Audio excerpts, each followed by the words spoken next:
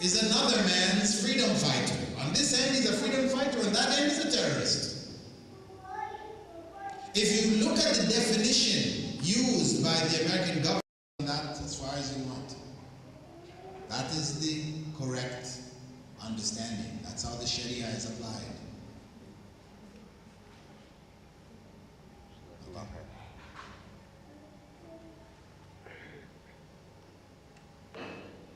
Satan, and why? God created Satan. Why did God create Satan? He created him, as he created all creatures, to worship himself. But he gave them, human beings and the jinn, he gave them the ability to choose to worship or not. All of the other creatures, the angels, the animals, the solids, the plants, etc., worship God not by choice, but by the fact that they're created in a state of worshiping Him.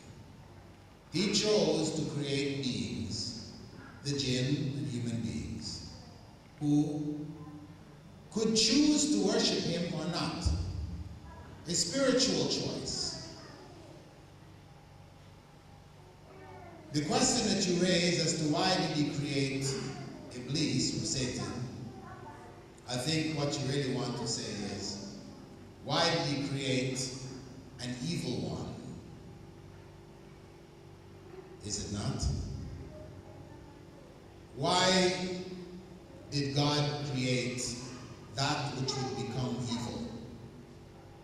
Knowing that it would become evil, meaning that He created a being, you could say, for evil. This is the essence of your question, I believe, really, isn't it? Good what? Huh? I'm saying this is the essence of your question, right? I just want to get to the essence of it because you asked, a bit further down the line, so I'm just going ahead with you.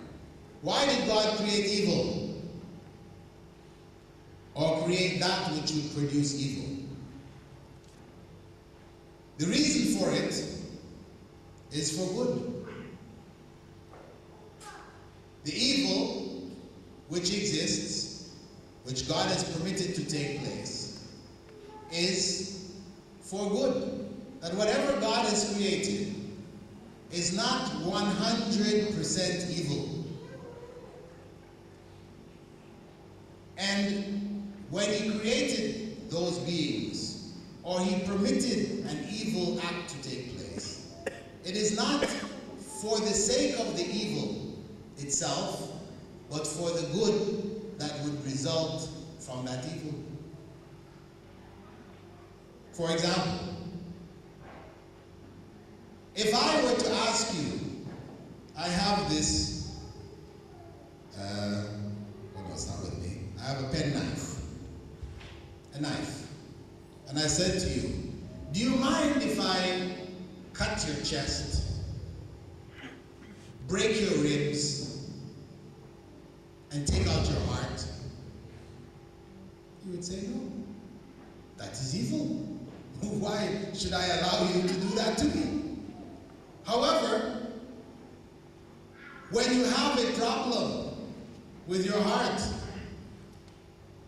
and you need some blood vessels changed or some blood, the ventricles replaced or the this and the that done to your heart, then you say, doctor, please cut me open, break my ribs, take out my heart. Why? Because you like to have your chest cut open, ribs broken, heart taken out? No. You will permit, encourage, beg that this evil take place to you for the sake of what? The evil? Because you love pain? No. But for the good, the preservation of your heart. When you take medicine, the doctor gives you some medicine, you're sick. And they give you some medicines. You look at them, they look nasty. You pour them in the spoon, they smell nasty. You put them on your tongue, they taste nasty. Horrible, evil. But you drink it anyway. Why? Because you like the nasty taste? No, but because you believe it's going to produce good. So this is the nature of good and evil. We live with it all the time. We permit, we tolerate certain evil things, not for the evil in themselves, but for the good that comes from them. Sometimes this good can be seen in our lives. It's obvious. An evil thing happens to you, you say, oh, that's terrible. I lost my job. I was fired. What an evil thing. But 2 days later, somebody calls you in for another job, which gives you double the salary. You say, Alhamdulillah. Alhamdulillah, I was fired. But the day when you were fired, you said, oh, what an evil thing. Stop for Allah, what an evil thing. It's terrible. It's bad. 2 days later, Alhamdulillah, wonderful. I'm glad I was fired because now I didn't have to try to get a transfer. It was made easy for me. I could transfer to another job with double the salary. So sometimes the good that we can see the good quite easily. And there are other times in our lives when we can't see the good. We can't seem to fathom where's the good. Tsunami came, took so many lives. We say, well, where's the good in that? Well, because you can't see the good, does that mean there is no good? Because you can't see the good, does that mean there is no good? The child, when you take your little kid for the first time to the dentist, right? It's got a toothache, it's got a little cavity. You're going to take him to the dentist for the first time. What do? You tell him, oh, the dentist is a nice man. He's a very nice man. He wears a long white coat. He's going to give you a candy. He's a nice man. So the kid goes there very happily. Yeah, he's a nice man. Go to the dentist. Oh, nice to meet the dentist. The dentist gives him a candy, puts him in the chair. Then he starts drilling. He's paining. He's crying. Ah! He leaves the dentist crying. As far as he's concerned, you lied to him. The dentist is not a good man. He's a bad man. Next time you want to take him to the dentist, what's going to happen? You think he'll fall for that trick again? That he's a nice man? No. You have to force him to the dentist now. And he, as far as he's concerned, that dentist is an evil man. He's going to come and stick a needle in my mouth again and drill pain. Now, when you take him to the dentist, you know that by him suffering this pain, it's to prevent a greater suffering. When his tooth goes bad and the cavity gets, really bad, he's really in pain. So this pain with the dentist is to prevent a greater pain. You can see it. But can the kid? No matter what you tell him, no, this is for a greater good. Greater good? Can he understand greater good? No. All he can understand is the pain that comes from the dentist. So the fact that he can't understand the good, does that mean there's no good? The fact that he can't see any good coming from what the dentist is doing to him, does that mean that there is no good? No. So this is the point. Whatever God has created is ultimately for good. Evil which is taking place in the world, which He has permitted, or evil beings that He has created, they are not for the evil which is within themselves, but for the good which would be produced as a result of some of the things which they would do. Is that clear? Not very clear. Sorry. Now come together with their various national entities They will not unite. Because nationalism fundamentally is in opposition to Islamic teachings. The only nationalism which Islam recognizes is the nation of Islam itself, the Ummah. This is the only nationalism which Islam, the Sharia, recognizes. All of these other petty nationalisms, these borders, lines which have been drawn by colonial masters between Muslim countries, where we have Egypt and Libya and Tunisia, all of these countries, where did this come from? This is not from Islam. So until Muslims are able to come back to Islam, they will not be able to unite, because that is the only factor which they really have in common. That is what united them in the past, and that is the only thing that can unite them in the future. They will not be able to unite on the basis of nationalism, because nationalism divides. They will not be able to unite over the cause of Palestine, Masjid al-Aqsa. Imagine, Masjid al-Aqsa, the third most holy place in Islam. Muslims are unable to come together and liberate that holy mosque. If they're unable to do that, this is telling you that to talk about them uniting on anything else is folly.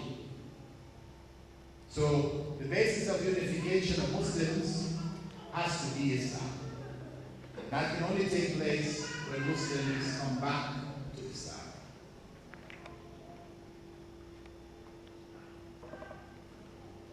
The other question is just an extension of that. Why are Muslims weak? Why are Muslims weaker than Christians? Same difference. Muslim lands in terms of wealth, mineral wealth, oil wealth, etc., some of the strongest and richest in the world.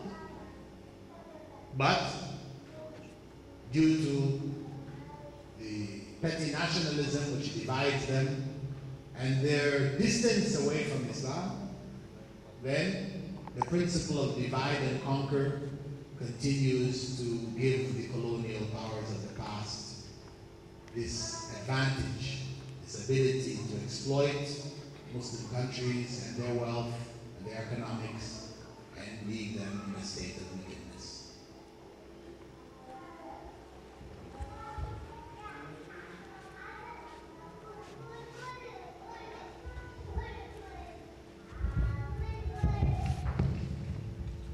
Hello. I just want to know if I want to go, some person want to go for a job. So where in this world people go, whether it is in Kashmir or Palestine or Afghanistan. So where actually the job is going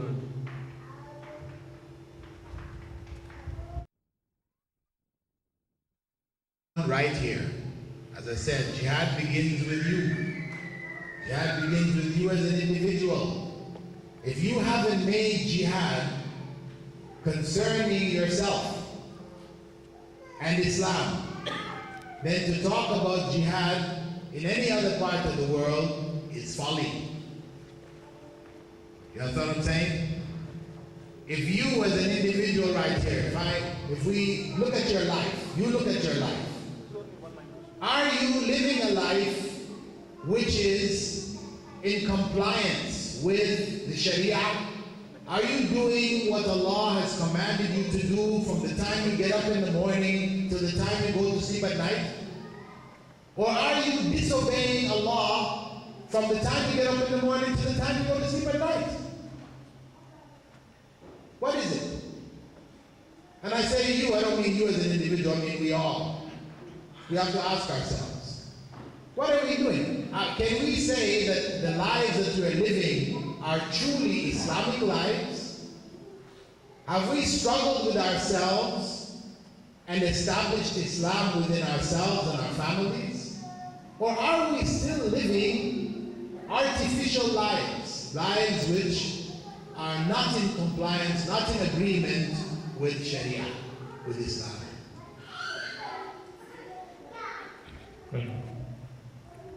You see, the point is, Allah will ask you on the Day of Judgment, not whether you fought jihad in Kashmir or Palestine, but He'll ask you right here about how you lived your life. All of the acts that you do in a day, which are in disobedience to Allah, these are what you will be asked about. So, my advice to you and to all of us, to myself, is to try to apply Islam in our own lives. If we can establish it in our own lives, then we can change our situations. But only if we establish it within ourselves first. And when we do it, we will know. It will be clear where we have to go, or when we have to go, or what we have to do. So, deal with the here and the now, and tomorrow will become clear to you.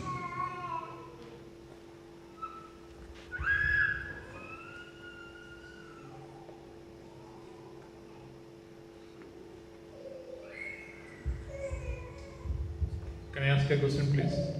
This will be the last question today because we are running out of time. We can proceed. All of us know that Islam is against terrorism, but don't you think that at least some Islamic clerics or some Islamic rulers who want to take the power they are not misusing Islam in the name of jihad and misleading the people? That creates a bad image among the non-Muslims about Islam. Don't you think so? The problem of the false image of Islam begins with individuals and goes all the way up to their governments and their rulers. You don't want to point the finger at the ruler alone when, if you look into your own life, yourself, you are a bad example of Islam. Can you say right here, you are a good example of Islam? Can you say that? No. So then, why point the finger there? Yes, he's not a good example. Yes, this ruler or that king or that, prime minister, that is not good examples. But the point is Allah going to ask you, why was so-and-so a bad example of Islam? Or He's going to ask you, why were you a bad example of Islam? You see, it's always easier to point the finger at others. It's easier, because then you don't have to do anything. Right? It's his fault. It's their fault. It's these rulers' fault. It's very easy to do that. But what is difficult is to change ourselves, is to deal with what we can actually change. This is wisdom. Wisdom is to know the things which you can't change. Know which things you can't change. And know the things which you can change. Then put your efforts into the things that you can change. That is wisdom.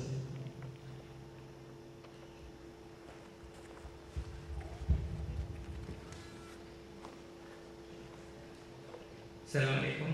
Good evening, brothers and sisters. First of all, I thank Almighty for His blessing so that we could have this program today. Thank you very much, Dr. Bilal Phillips, for your thought-provoking speech. I thank the brothers and sisters for coming here and spending time with us. We thank the CAPCO management for the support and encouragement. Special thanks to Mr. Abubakar, the club manager, and his full Dana Club team for this efficient support and service. Thank you very much, my dear volunteers, who are the backbone of today's program. It is with your support and Almighty's blessing we could have this program here today. Thank you one and all. Thank you. We have some tapes and books on the left side for sale, so you can just have a look, those who are interested.